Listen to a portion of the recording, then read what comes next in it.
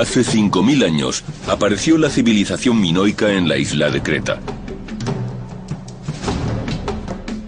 Siglos antes de que los griegos levantaran el Partenón, los artistas del pueblo minoico pintaban increíbles frescos y realizaban exquisitos grabados para inmortalizar sus logros. Fueron los primeros europeos en usar la escritura. Pero en el momento de máximo esplendor, desaparecieron de las páginas de la historia. Su desaparición sigue siendo uno de los más grandes misterios de la Edad Antigua. Algunos piensan que esta civilización fue aniquilada por conquistadores que llegaron de otros lugares. Otros que fue debido a una erupción cataclísmica. Ahora un equipo de científicos, cada uno de ellos valiéndose de sus conocimientos y habilidades específicas, han unido sus fuerzas para resolver el rompecabezas. Ahora están encontrando pruebas que indican que una catástrofe acabó con la primera civilización de Europa. Uno pasa mucho tiempo buscando algo, y cuando lo encuentra, desearía no haberlo encontrado. ¿Fue su terrible destino el que creó el mito de la Atlántida, la ciudad que se hundió bajo el agua? Veneraban el mar, pero se volvió contra ellos. La verdadera Atlántida.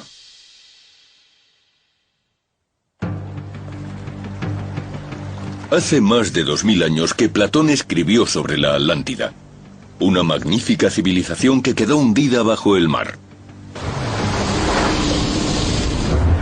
Pero nadie ha sido capaz de encontrar los orígenes de la historia de Platón. Ahora, nuevas pistas encontradas en la isla de Creta llevan a los arqueólogos a plantearse si la leyenda de la Atlántida se creó aquí. Quizá la destrucción de la Atlántida era el recuerdo que tenía el pueblo de la destrucción de la civilización minoica que había habitado en Creta 2000 años antes que Platón. Hasta el siglo XX esta civilización era muy misteriosa.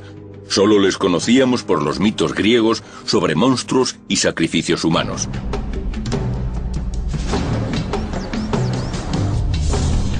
El arqueólogo Sandy McGillivray lleva 25 años estudiando al pueblo minoico de Creta. Intenta descubrir cuál fue el destino de la primera civilización europea. Ahora se dirige a unas minas antiguas en el centro de la isla. Durante muchos años se ha considerado que este lugar era el laberinto, el famoso lugar en el que estaba el Minotauro legendario. Los mitos griegos lo describen como una criatura mitad toro, mitad hombre. El rey Minos le encarceló en el enorme laberinto y se alimentaba de carne humana. Había muchas historias de apariciones y de sucesos extraños en este lugar.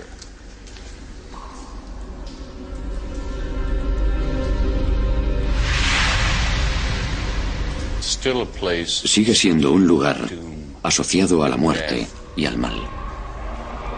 El Minotauro tenía unas preferencias muy particulares. Le gustaba comerse a las víctimas humanas vivas. Para alimentarlo, Minos escogió a 7 doncellas y 7 jóvenes entre los atenienses. En cuanto uno se adentraba en el laberinto, nunca volvía a salir.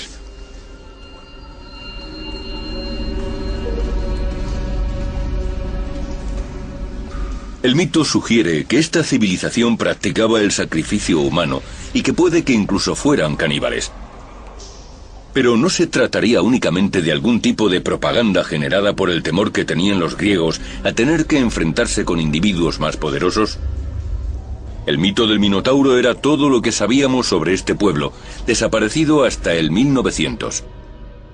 Entonces, el arqueólogo británico Sir Arthur Evans inició una excavación en Creta cerca del pueblo de Knossos. Su descubrimiento sorprendió al mundo entero. Una sofisticada civilización de la Edad de Bronce. En comparación con los griegos, que vivían como bárbaros en la antigüedad, esta gente construía palacios.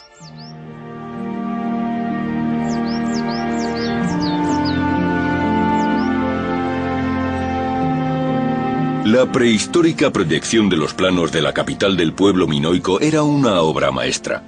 Los templos, sus casas de campo y sus graneros estaban conectados por las primeras carreteras pavimentadas de Europa. Posteriormente, los arqueólogos descubrieron asentamientos de esta civilización en toda la isla de Creta y más allá. Habían colonizado otras islas del Egeo y parte de Turquía. Su alfarería y otros de los objetos que transportaban los barcos se han encontrado desde España hasta Mesopotamia. Su imperio marítimo era tan amplio que competía con el de los antiguos egipcios. También eran artesanos muy habilidosos, capaces de fabricar delicados tesoros. El artista que talló este sello tuvo que usar una lupa, un objeto que parece que se usó en Europa por primera vez. Esta moldura solo mide 2 centímetros de alto, pero muestra el retrato de un poblado minoico completo.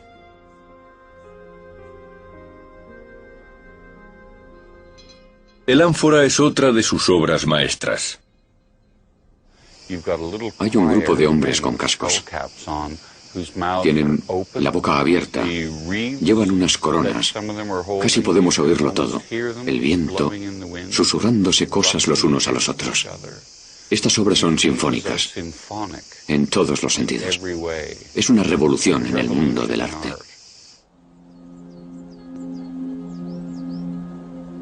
Cuando Sir Arthur Evans excavó las ruinas de Knossos, cada vez estaba más seguro de que ese había sido el palacio del rey Minos y el enclave del famoso laberinto.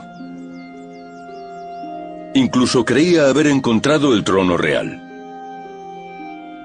Pero nuevas revelaciones sobre la religión y la lengua de esta civilización están cambiando nuestra manera de entenderles. Los arqueólogos modernos no creen que estos edificios sean un laberinto, ni siquiera un palacio. Creen ver un templo construido con el fin de aprovechar el poder mágico de los cielos. En 2001, Sandy McGillivray se dio cuenta de que cada uno de estos portales está alineado con el sol del amanecer en días específicos del calendario. Lo que estamos mirando es un templo solar. Al igual que los egipcios, la civilización minoica veneraba los ciclos cambiantes del sol, la luna y las estrellas. Aquí tenemos, esencialmente, un teatro de los sentidos. Podemos empezar desde la completa oscuridad y abrir estas puertas en el mismo momento en el que sale el sol para experimentar el principio de algo nuevo.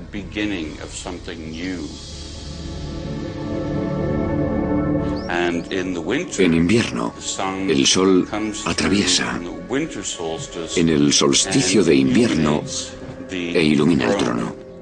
Pero el trono no servía para que se sentara un rey.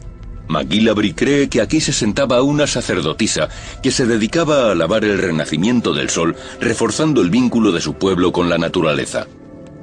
Sea quien sea que se sentaba en este trono, quedaba completamente iluminado por el sol, el día en el que el sol renacía.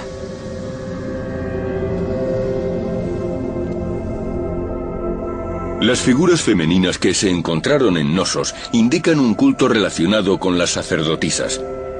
Esto reafirma la hipótesis de que se trataba de un templo.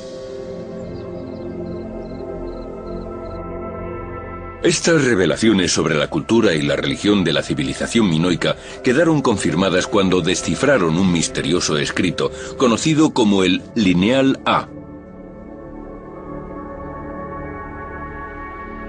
Sandy McGillivray piensa que es la clave para saber quiénes fueron en realidad.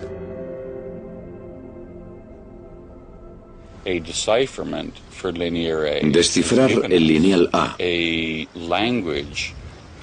nos ha brindado el conocimiento de la lengua de esta civilización que resultó ser muy parecida a la lengua antigua de Irán y que encontramos desde las tierras altas iraníes hasta India por un lado y hasta la Creta minoica por el otro. ¿Podría explicar este hecho por qué este pueblo era tan distinto de los griegos que le sucedieron? Su lengua y su religión era más parecida a las asiáticas que a las europeas. Pero a pesar de su poder y de sus notables logros hace 3.500 años, este pueblo desapareció.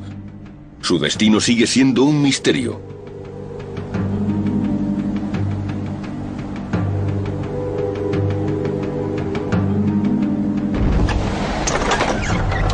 ¿Fueron aniquilados por los invasores griegos, como describe Homero en sus poemas épicos sobre la guerra de Troya? ¿O simplemente fue una catástrofe natural, como la que supuestamente acabó con la Atlántida? La isla de Santorini, situada a unos 100 kilómetros al norte de Knossos, puede contener la clave que ayude a resolver el misterio. Estos salvajes paisajes y sus colinas escarpadas acogen a muchos turistas que no suelen darse cuenta de que se trata de un explosivo volcán. Tampoco lo sabía la colonia de minoicos que vivía en Santorini hace 3.500 años.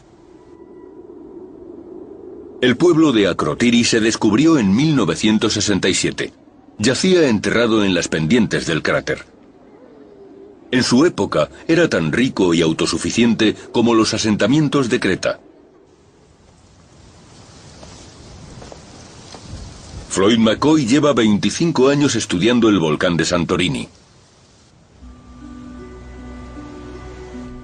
Si nos fijamos en las pinturas de las paredes que se han descubierto en esta zona, vemos que retratan el paisaje que les rodea. Es un paisaje alegre, animales por todos lados, gente recolectando azafrán. Durante la época clásica, el azafrán no solo era un producto muy apreciado como especia, sino como medicamento. Hace más de 3.500 años, los minoicos que vivían en Santorini dejaron un claro testimonio de cómo lo recolectaban. Muestran una vida muy agradable, muy cómoda. Es una pena que desapareciera.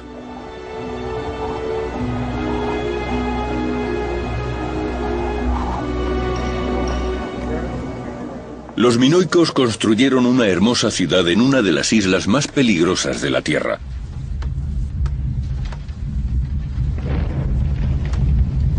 En el año 1600 a.C. aproximadamente, Akrotiri sufrió las consecuencias de un terrible terremoto. Pero esto solo era el principio. De repente, explotó. Thera entró en erupción. El enorme volcán despedía ceniza y trozos de roca a 40 kilómetros en la estratosfera. Encontramos pruebas de la fuerza del volcán en Santorini, en depósitos que tienen hasta 60 metros de profundidad en algunos lugares. Ahí, en ese acantilado, las 4 capas representan las 4 fases de la enorme y dramática erupción.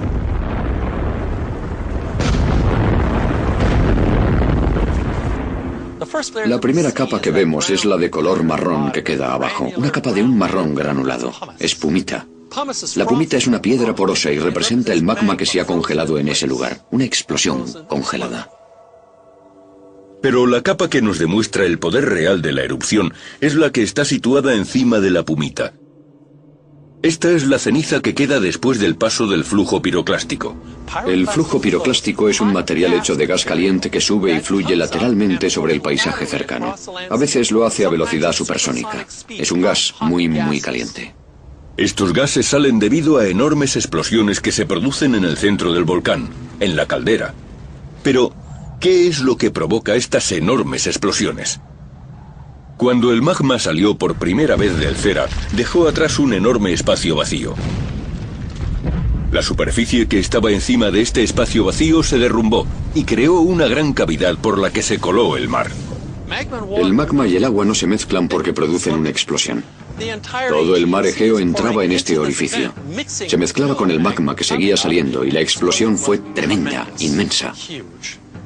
Como resultado, tenemos los flujos piroclásticos. Pero la tercera capa demuestra de manera más clara la impresionante fuerza de esta erupción. Este depósito de ceniza de 10 metros fue provocado por un solo flujo piroclástico. Y encima de la tercera capa hay una cuarta. Empezó a llover. Hubo lluvias torrenciales. Y la ceniza suelta y la pumita empezaron a deslizarse hacia abajo lentamente. Es lo que llamamos flujos de arrestos. Y terminó. Pero la erupción del Cera fue lo suficientemente poderosa para acabar con el pueblo minoico de Creta. En los años 80, Floyd y sus ayudantes encontraron depósitos de ceniza en islas cercanas y en el fondo marino cerca de Creta. Calculamos la cantidad y el volumen de material.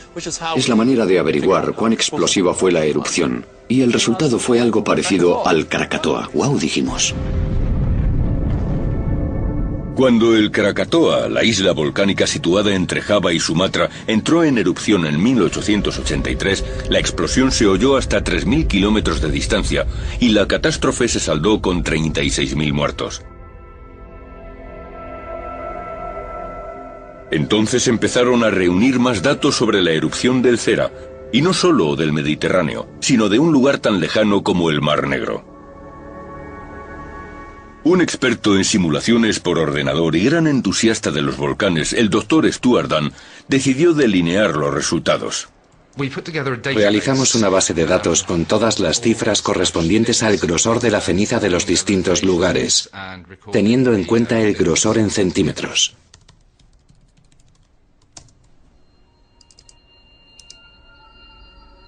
Cada uno de los triángulos numerados representa uno de los depósitos de ceniza del Cera. La situación y el grosor de estos residuos le permitió calcular los millones de toneladas de ceniza que quedaron repartidas por la región. Llegamos a la conclusión de que la erupción había sido mucho mayor de lo que creíamos en un principio. Estábamos todos equivocados.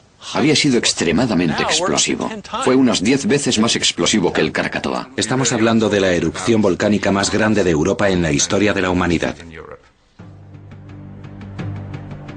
¿Qué impacto tuvo este aterrador suceso para la civilización minoica? El volcán escupía enormes penachos de ceniza. Cuando aparecieron esas nubes tan espesas, el pueblo minoico debió de pensar que la naturaleza se había puesto en su contra. Imaginad toda esa ceniza acercándose a la isla. Algo que sabemos que sucedió. Oscureció el aire, oscureció el cielo azul seguramente durante varios días. Y es algo fatal para la gente que vive en la naturaleza. Tenemos pruebas de otras comunidades que sabemos que se estresaban, sufrían estrés traumático por culpa de la luz de ceniza. Hasta hace poco, muchos arqueólogos pensaban que la ceniza del Cera había llenado toda la isla. Pero los resultados obtenidos por Dan indican que la única parte de Creta que quedó completamente cubierta fue el lado este. El oeste quedó libre. El viento desplazó la mayor parte de las nubes alejándolas. Pero si no fue la ceniza lo que causó el declive de este pueblo, ¿qué lo hizo? El arqueólogo Sandy McGillivray hace 20 años que lucha para intentar dar una respuesta a semejante pregunta. Ha realizado excavaciones en un pueblo costero minoico, Palaikastro, en el este de Creta. La extensión de las ruinas que se encontraron en este lugar sugiere que este era el asentamiento minoico más grande después de Knossos y albergaba a 5.000 personas desde un lado de la montaña hasta el mar. Las calles pavimentadas estaban dispuestas de forma cuadriculada en lo que sería el primer plano urbanístico de Europa. En los talleres y tiendas de Palaikastro se encontraban todo tipo de productos, desde comida hasta las piezas de arte más delicadas que aún se encuentran en Creta. Esta estatua fue encontrada en el pueblo en 1987. Hoy, la colina cercana al mar, en la que se alzaba este pueblo, está siendo erosionada por el agua y revela varias capas de distintos materiales mezclados de forma caótica. Solía venir a esta playa y siempre veía depósitos de grava. Había ceniza del Tera, había cerámica, restos de edificios. Era un caos. Y llegaron muchos especialistas a este lugar que preguntaban: ¿podéis explicar cómo llegó esta grava aquí? Uno de ellos sugirió que quizás hubiera un río. Y yo pensé, ¿un río? ¿Para qué iban a construir su casa encima de un río, los minoicos? Como para mí no tenía sentido, pensé que lo mejor sería traer a gente hasta aquí para que lo investigaran de manera adecuada. Sandy nunca había visto nada igual. Por eso llamó a Hendrik Bruins, un geólogo de la Universidad de Ben Gurion en Israel.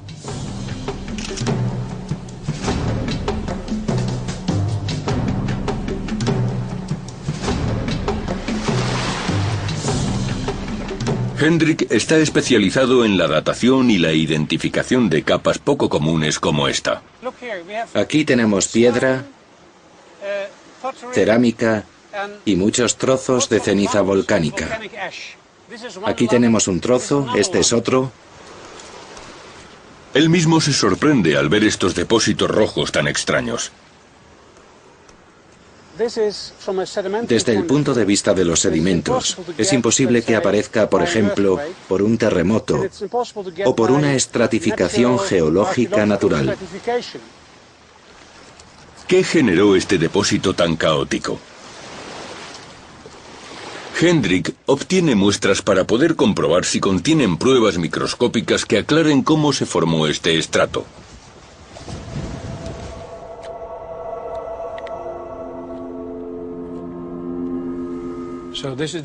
Este es el bloque solidificado del sedimento que extrajimos del promontorio. Un material frágil que luego se solidificó. Aquí tenemos el corte, una sección más fina que hemos obtenido del bloque. Con la ayuda del microscopio realiza un descubrimiento sorprendente. Nos sorprendió encontrar foraminíferos en los depósitos. Los foraminíferos son los esqueletos de pequeños microorganismos que se encuentran únicamente bajo el mar. Esto indica que el depósito proviene del océano. Puede ser que una tormenta desplazara a los foraminíferos hacia la tierra. Pero encuentran a otra criatura marina en la muestra. Alga coralina del fondo del mar. Estos provienen del fondo marino. Para que queden depositados al nivel en el que los encontramos en el promontorio, tienen que haber sido catapultados por algo. Para llegar allí tienen que haber sido empujados por algo. Es un sitio al que el mar nunca llega. Ninguna tormenta sería capaz de levantar a las algas hasta 5 metros de altura para colocarlas en el punto en que las hemos encontrado. Solo hay un fenómeno natural que despliegue la fuerza necesaria para lograr algo así. En 2004, el mundo entero quedó conmocionado ante la fuerza del tsunami en Asia, una gigantesca ola generada por un terremoto submarino. Murieron 230.000 personas y se destrozaron costas enteras. ¿Pudo haberle pasado lo mismo al pueblo minoico hace 3.500 años?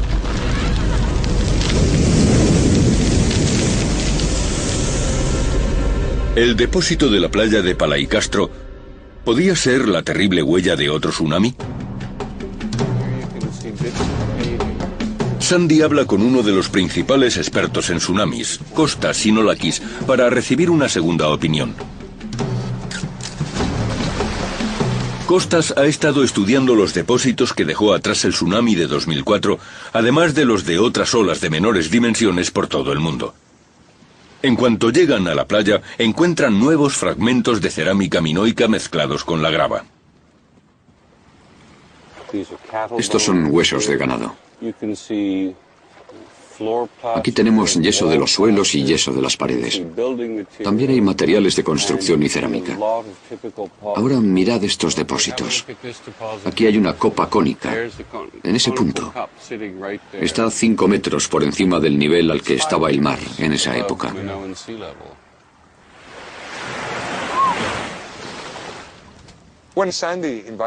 Cuando Sandy me propuso venir hasta aquí para echarle un vistazo a las muestras, me mostré muy escéptico. Pero de todos modos, tenía muchas ganas de comprobar qué era lo que tenía. Sandy, si todo esto es un depósito de la civilización minoica, es enorme. Está a un nivel que ni siquiera nos hemos planteado.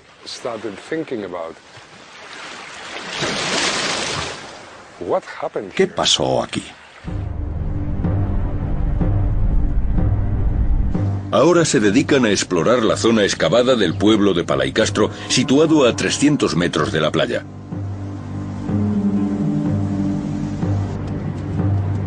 Aquí encuentran más pruebas de que sucedió algo fuera de lo normal. Los edificios muestran daños poco comunes. Hemos visto que faltaban paredes enteras. Encontramos... ¿Paredes enteras? Sí, como por ejemplo, el muro minoico más reciente que ves ahí desapareció. La mitad de ese edificio desapareció. Esto es lo que vemos en los tsunamis modernos y lo llamamos blowout, explosión, reventón. Llega el mar y el tsunami revienta las paredes. Si el edificio es resistente puede que queden levantadas las paredes laterales, pero las paredes que están enfrente del mar se derrumban. De repente, empezamos a entender la procedencia de todos esos depósitos, porque teníamos todos esos edificios derrumbados, porque faltaban las partes frontales. Otros habían quedado arrancados desde la base. ¿Qué tipo de ola podía cruzar 300 metros de tierra antes de demoler un pueblo?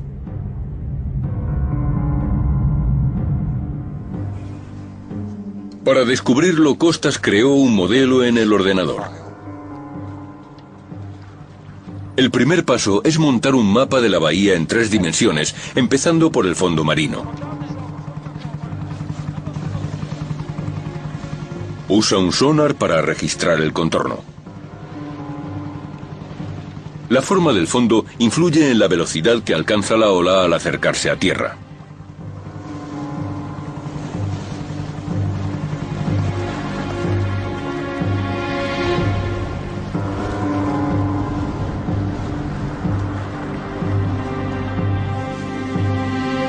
Costas también quiere encontrar más detalles que informen sobre el progreso de la ola en tierra.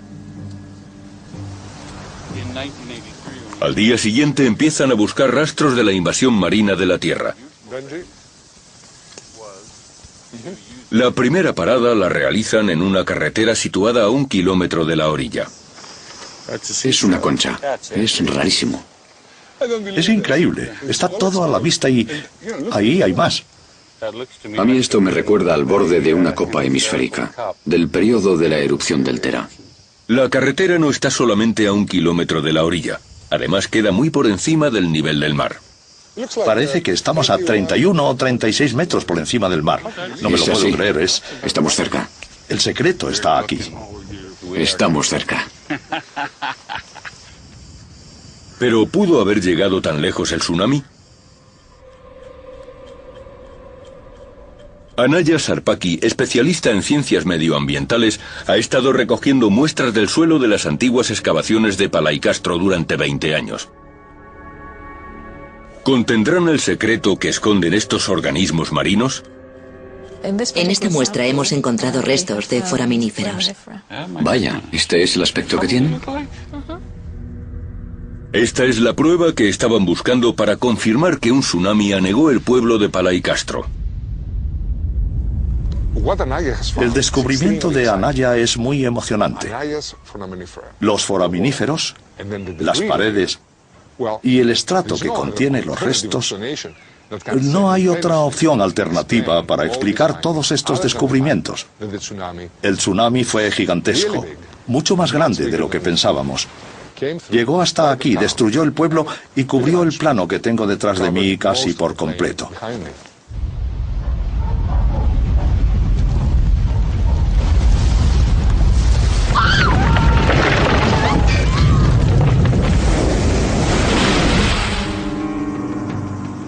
¿Qué fue lo que generó la ola que destruyó Palaicastro?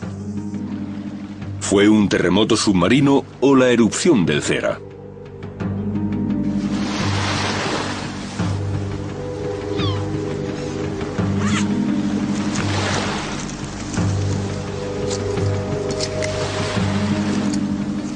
Hendrik Bluins espera que un fragmento de los huesos del ganado que han encontrado enterrado en el depósito del tsunami confirmará la relación entre la gran ola y el volcán.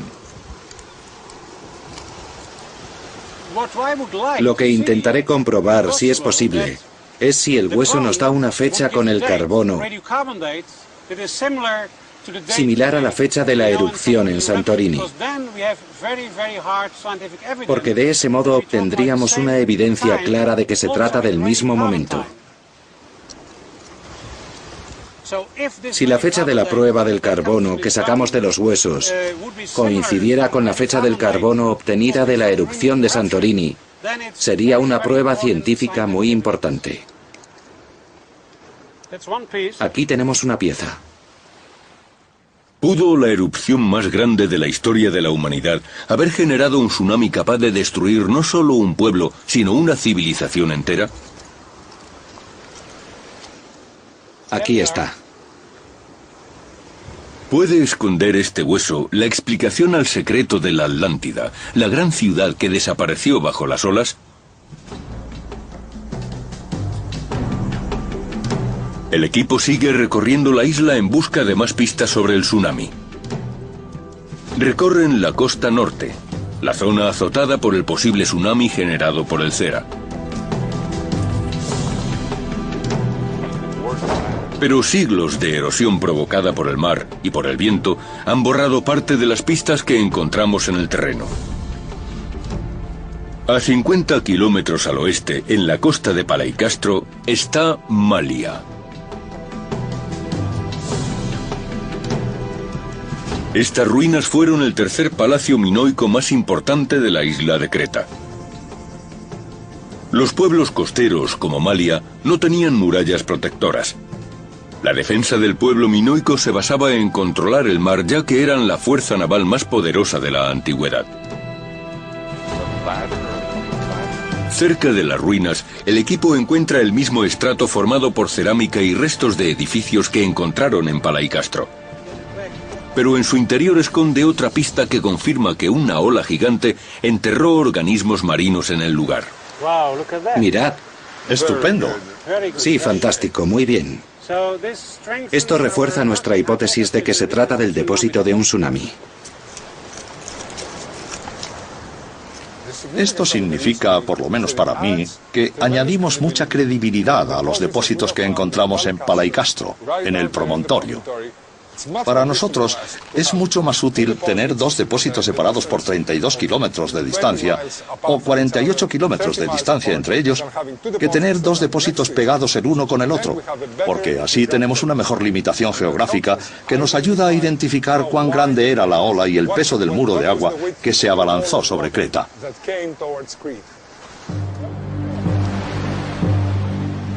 Ahora el equipo sabe que la ola tenía por lo menos 48 kilómetros de ancho. Pero, ¿podía haber sido más grande? Al día siguiente llegan a Amnisos, el puerto de la flota minoica cercano al palacio de Knossos.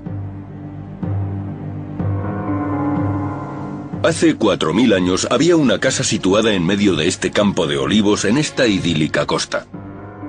Estaba decorada con frescos que ensalzaban el amor que el pueblo minoico profesaba por la naturaleza. Pero durante la erupción del Cera, la casa quedó destruida y el fresco arrancado de las paredes. Encontraron restos de la pumita del Cera en las ruinas de esta casa. La piedra porosa y posteriormente petrificada del volcán pudo haber llegado hasta aquí por una tormenta. Pero si encuentran pumita del Cera en las altas colinas situadas detrás de la casa, puede indicar que flotaban en un tsunami. Bueno, si encontramos pumita aquí arriba... Empecemos a mirar en lugar de hablar. Intentemos encontrarla. Intentémoslo.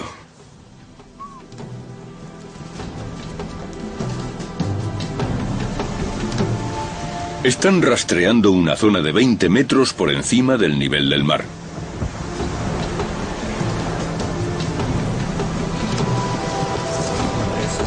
Aquí está. Esto es volcánico. Mirad si brilla. Pero tiene forma redondeada. Sí, es pumita, definitivamente, no hay duda. ¿Os dais cuenta de lo que significa si lo trasladamos a la altura del tsunami? Bueno, hay otra manera en la que estas diminutas piezas de pumita pudieran haber llegado hasta aquí. ¿Cómo pudo hacerlo si no? ¿No es un souvenir? Podría haber quedado destruida por una ola de unos 3 metros. Nadie sabe cuán resistente era la casa. Pero encontrar pumita en este lugar es increíble, es enorme.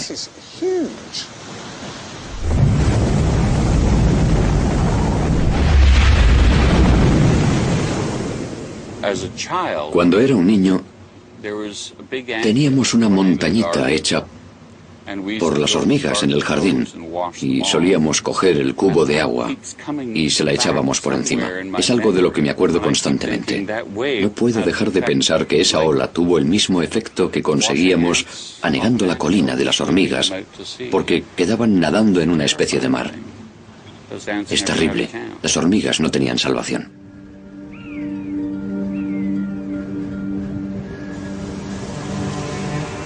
Con todas las pruebas acumuladas que sugieren que el tsunami tuvo las dimensiones de una isla, Hendrik quiere establecer la causa de esta inmensa ola asesina. Ha estado esperando a que llegara la fecha indicada por el carbono correspondiente al hueso de ganado que encontró en la playa. ¿Confirmará la teoría del equipo que el volcán generó el tsunami?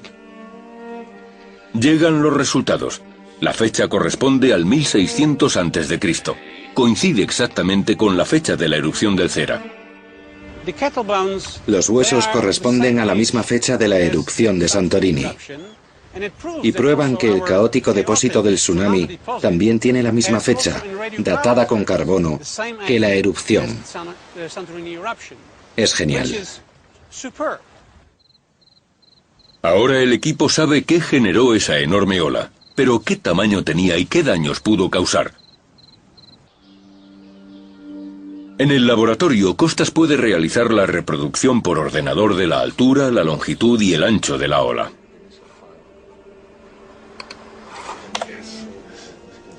Hemos creado al monstruo. Las líneas roja y verde nos muestran los puntos más poderosos del tsunami. Las dimensiones de la ola, para que podáis compararlo, son equivalentes a las de la ola del tsunami de Sri Lanka y Tailandia. Y ya sabéis cuánta gente murió en Tailandia y en Sri Lanka. En Tailandia medía unos 20 metros, tiene el mismo tamaño que aquí. 20 metros. Pero lo más espeluznante no son las dimensiones del tsunami, sino que hubo varios. Va en grupo. Al derrumbarse la caldera provocó que varias paredes de agua emergieran del Egeo, como una piedra que tiramos a un lago.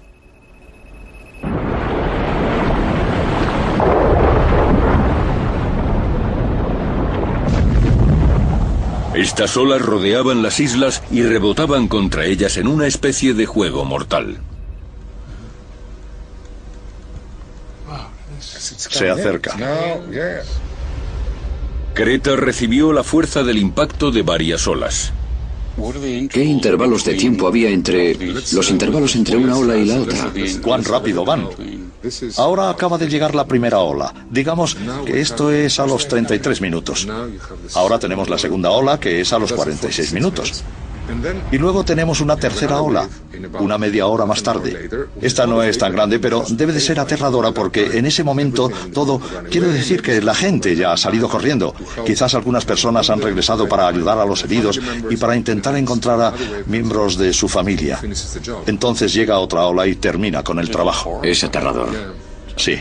Es terrible. Mi reacción al ver el modelo fue parecida a si hubiera visto una reproducción de los atentados del 11 de septiembre.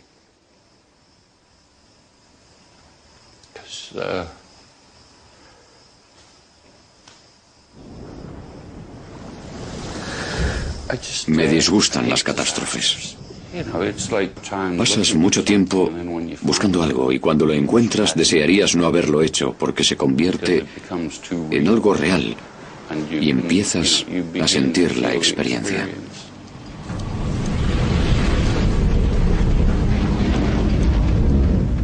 Son vidas. Es gente arrastrada por el mar, golpeada contra las paredes. Son barcos que llegan a la orilla de repente. Es en un instante, todo pasa en un segundo, en tu cabeza.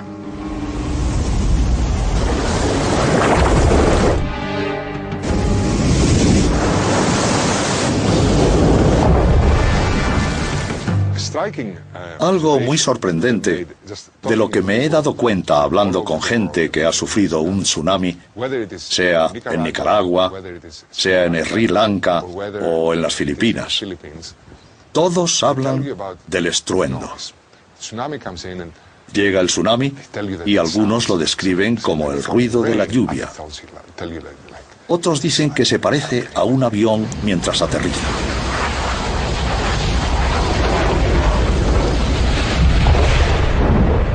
Estas impresiones son las que siempre oyes una y otra vez, estés donde estés.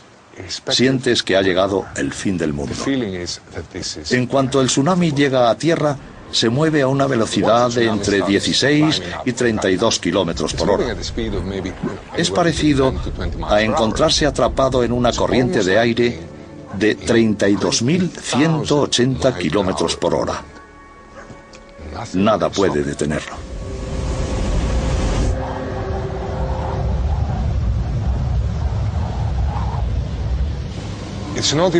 Ni siquiera se trata de estar atemorizado.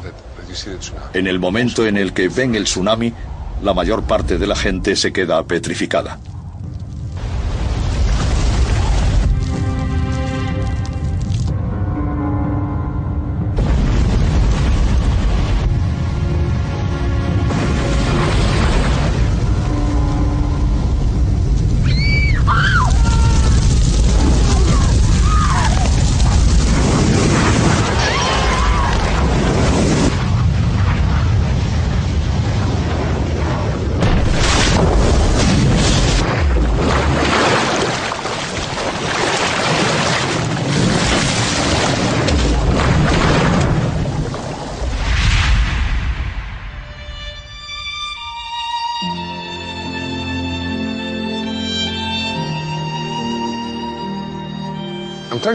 Intento imaginar cómo reaccionó el pueblo minoico ante tal fenómeno, porque amaban el mar, lo veneraban, y el mar se vuelve contra ellos. En cuanto llegan a la colina y miran hacia atrás y ven la destrucción que ha provocado, no pueden volver a vivir en el mismo lugar porque posiblemente esté maldito. No hay escritos que verifiquen el tsunami del Cera, ni cifras que resuman las muertes y la destrucción que provocó. Pero el tsunami de 2004 es un caso parecido. Los minoicos confiaban tanto en su ejército naval que vivían en ciudades costeras sin protección. Estos eran los principales centros de población, donde vivía la gente. Ahora nos trasladamos a Banda H y veremos que la tasa de mortalidad fue del 80%. Si nos planteamos que la tasa de mortalidad en el momento de la erupción del Tera, en el periodo minoico, fue similar, eso significa que desapareció toda la civilización. El tsunami tuvo la fuerza suficiente para derrotar a una civilización entera, pero hubo supervivientes.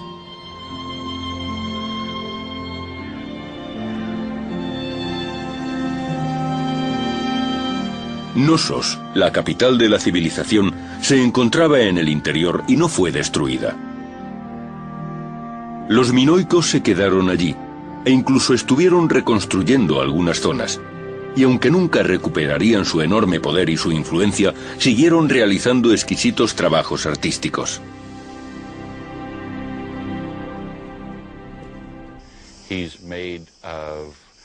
Está hecho de colmillos de marfil y de oro, y la cabeza es de serpentinita. Es una de las obras maestras de este periodo. Podemos llegar a apreciar las cutículas y las venas, que también están talladas. El escultor quería darle vida. Pero la estatua también tiene las cicatrices de una isla revuelta. Fue golpeada y quemada violentamente.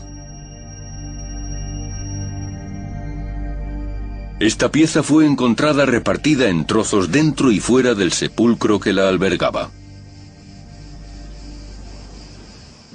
Era una pieza muy valiosa. Cualquier persona que la poseyera sería rica, pero no les importaba. Querían destruirla. Alguien la cogió y la sacó fuera. La cogió firmemente y la golpeó, seguramente contra este lado del muro. De esta manera cayó la cabeza y los brazos y el torso quedaron ante las escaleras del sepulcro.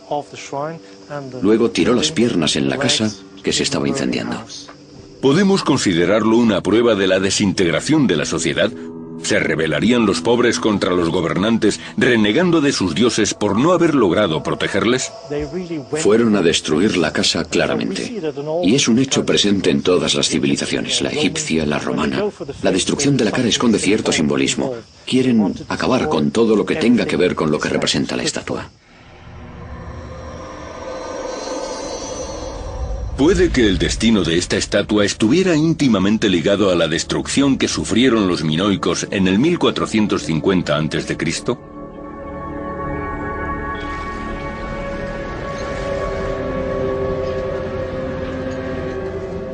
En Chania, en el oeste de Creta, una excavación situada en el centro de la ciudad moderna ha descubierto que hubo un incendio premeditado. Estas piedras se encuentran en semejantes condiciones debido a un fuego muy grande. Es un patrón que se repite en otras excavaciones de la isla. ¿Pudo tratarse de una revolución en el corazón de la sociedad minoica o puede ser la prueba de que hubo una conquista por parte de extranjeros? La arqueóloga María Blazaki cree tener la respuesta. Ha descubierto un cementerio muy poco corriente en Chania. Data del mismo periodo de la destrucción de la civilización minoica. Son tumbas de guerreros. Están enterrados individualmente, algo que se opone de manera radical a las costumbres minoicas.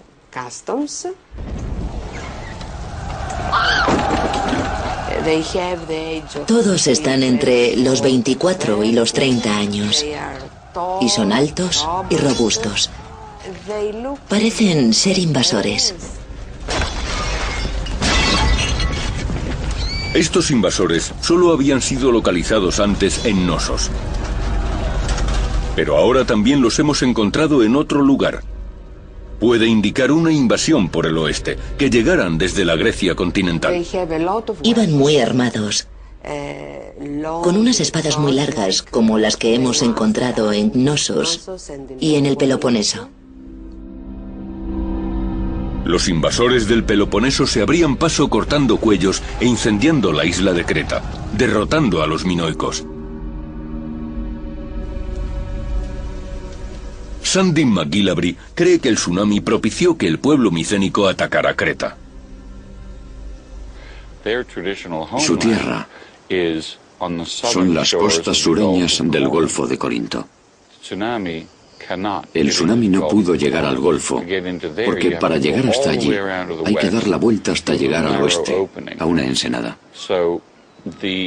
Seguramente los micénicos eran los únicos habitantes del este del Mediterráneo que disponían de ejército naval, y eso significaba que eran poderosos.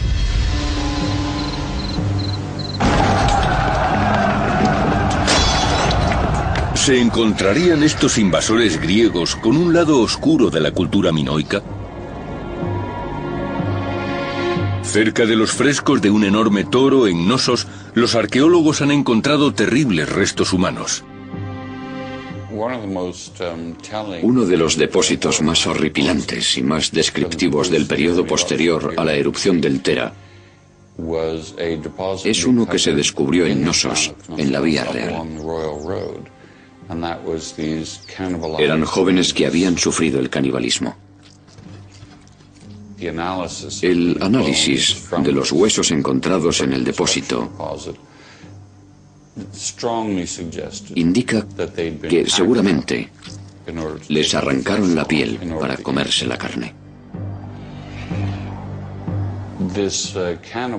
Este aspecto caníbal del pueblo minoico seguramente sería lo primero de lo que se percataron los griegos al llegar a Creta. Miedo y aversión en Knossos. ¿Fue este hecho el que originó el mito del Minotauro? ¿Creían los griegos que las víctimas eran trasladadas hasta el laberinto para ser sacrificadas ante el dios toro de los minoicos?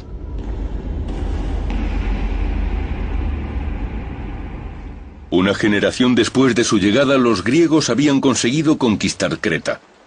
Los últimos destellos de la cultura minoica desaparecían. Estos notables arqueólogos han logrado desenterrar las pruebas que resuelven el misterio de cómo la primera gran cultura europea se desintegró en su momento álgido. Es un gran descubrimiento, porque nos permite escribir un nuevo capítulo sobre arqueología minoica en la historia de esta civilización. Es muy emocionante. Quiero decir, ni siquiera en mis sueños, cuando empecé a soñar que quería ser científico, se me ocurrió pensar que intentaría descubrir el motivo del declive del pueblo minoico y lo que sucedió en el 2000 a.C. Puede que nunca estemos tan cerca del origen de la historia platónica de la Atlántida como ahora. Puede que estuviera describiendo las memorias de la civilización minoica destruida por un antiguo tsunami.